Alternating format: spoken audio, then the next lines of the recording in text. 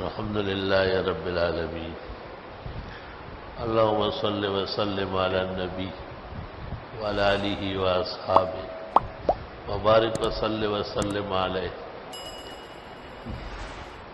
کبھی انسان سواری کی حالت میں ہوتا ہے، گاڑی میں یا ریل گاڑی میں یا ہوائی جہاز میں۔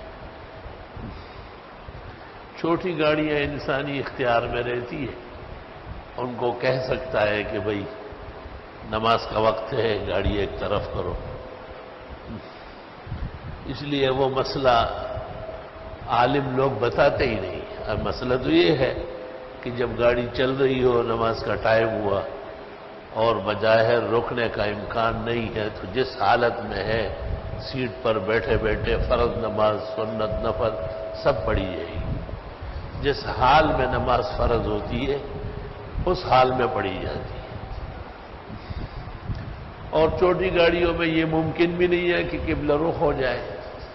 البتہ ریل گاڑی میں اور ہوائی جہاز میں قبلے کا رخ معلوم کرنا فرض ہے اور قیام بھی فرض ہے۔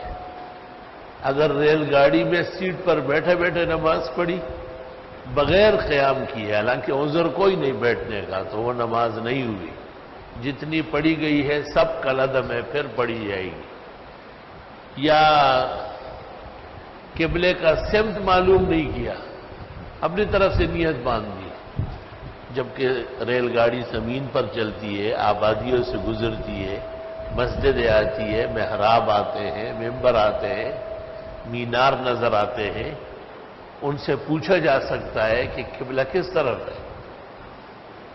نہ تو قبلہ معلوم کیا اور نہ قیام کرنے کی تکلیف کی، اور کوئی معذور نہیں تھا۔ دونوں نمازیں کالعدم، ڈسمس، فضول اور ایسی جتنی پڑھی گئی ہے دوبارہ لٹائی جائے گی اور ان کا قضا فرض ہے۔ آپ معلوم کر لیں کہ بھئی اس طرف ریل جو چل رہا ہے قبلہ آ رہا ہے۔ اب آپ دیکھ لیں کہ آیا ممکن ہے آپ کھڑے ہو کے نماز پڑھیں۔ آپ کھڑے ہو کے آپ نے شروع کر لی، گرنے لگے، اب بیٹھ جائے، معاف ہے آپ۔ اسی طرح ہوائی جہاز میں اس میں اختلاف تھا مولانا اشرف علی اور مولانا یوسف بنوری میں، اور بعض بزرگ کہتے تھے کہ ہوائی جہاز میں نماز ہوتی ہی نہیں ہے، کیونکہ ہوائی جہاز علی الہوا ہے، اور ضروری ہے کہ نمازی جہاں سجدہ کرے وہ کسی نہ کسی طرح علی سطح الارض ہو، اور چونکہ ہوائی جہاز تو علی متن الہوا ہے، لیکن حقیقت یہ ہے کہ وہ ہوا جس پر جہاز ہے وہ حکم ارض میں ہے۔ جیسے فقہاء نے لکھا ہے کہ درخت کی ٹہنی میں گرفتار کر لیا گیا اور نماز کا وقت ہو گیا، اسی حالت میں نماز پڑھی جائے گی۔ تو علی تحقیق ہوائی جہاز میں نماز بھی فرض ہے، اور نماز کھڑے ہو کے پڑھی جائے، اور ہوائی جہاز والوں سے پوچھا جائے کہ بھئی اس وقت قبلہ کس طرف آ رہا ہے۔ اگر وہ بتا دے، یا ویسے ہی اپنے اندازے سے کہ جب میں سوار ہو رہا تھا کراچی سے تو قبلہ یوں تھا، اب یہ جہاز اس سمت چلا ہے، اس کو تحری کہتے ہیں۔ نمازی کی سوچ اور فکر، نمازی کی سوچ اور فکر بھی بعض اوقات قبلے کے معلومات کے قائم مقام ہے۔ تو ایسی نماز پڑھی جائے گی کھڑے ہو کر، قبلہ معلوم کر کے یا اندازے سے سمت قبلے کی طرف۔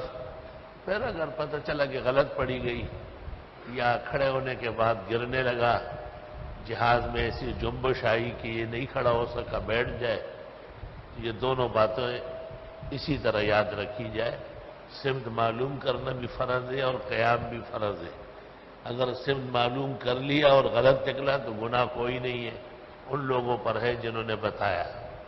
اور اگر سمت معلوم نہ کر سکا اور اپنے سوچ سے پڑھ لی تب بھی نماز صحیح ہے، ہر حال میں نماز ہو جائے گی۔ درست بات یہ ہے کہ ایسی نمازوں کا اعادہ نہیں ہے۔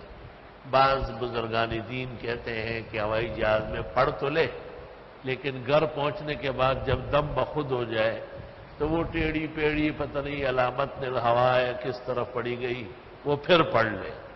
تو یہ ایک احتیاط تو ہے، لیکن مفتی کا فتویٰ نہیں ہو سکتا۔